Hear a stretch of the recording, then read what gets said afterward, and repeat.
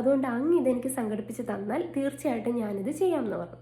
ഇത് കേട്ട് ഈ പൊട്ടൻ രാജാവ് പറഞ്ഞു, പിന്നെന്താ, ഇപ്പം തന്നെ സംഘടിപ്പിക്കാം എന്ന് പറഞ്ഞ് രാജാവും കുറേ പരിവാരങ്ങളുമായിട്ട് ഈ മരുന്ന് സംഘടിപ്പിക്കാൻ ഇറങ്ങിത്തിരിക്കുകയാണ്.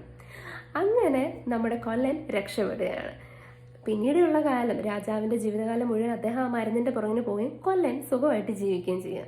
അപ്പം ഈ കഥയിലൂടെ പറഞ്ഞു വന്നത്, നമ്മുടെ ലൈഫിൽ നമ്മൾ ചിലപ്പോൾ ഒരിക്കലും പ്രതീക്ഷിക്കാത്ത ആൾക്കാരായിരിക്കും പല ടേണിംഗ് പോയിന്റ്സും നമ്മുടെ ലൈഫിൽ ഉണ്ടാക്കുന്നത്. ചില സമയത്ത് നമുക്ക് വഴിമുട്ടി നിൽക്കുന്ന സന്ദർഭങ്ങളിൽ നമ്മൾ ഒരിക്കലും പ്രതീക്ഷിക്കാത്ത, അല്ലെങ്കിൽ നമ്മൾ കൊള്ളില്ല, അവരെ കൊണ്ടൊന്നിനും കഴിയില്ല എന്ന് വിചാരിക്കുന്ന ആൾക്കാരായിരിക്കും ചിലപ്പോൾ നമ്മുടെ ഹെൽപ്പിന് വരുന്നത്. അതുപോലെ തന്നെ നമ്മൾ എപ്പോഴും ഒരേ രീതിയിൽ ചിന്തിക്കാതെ ഡിഫറെൻ്റ് ആയിട്ട് ചിന്തിക്കുക.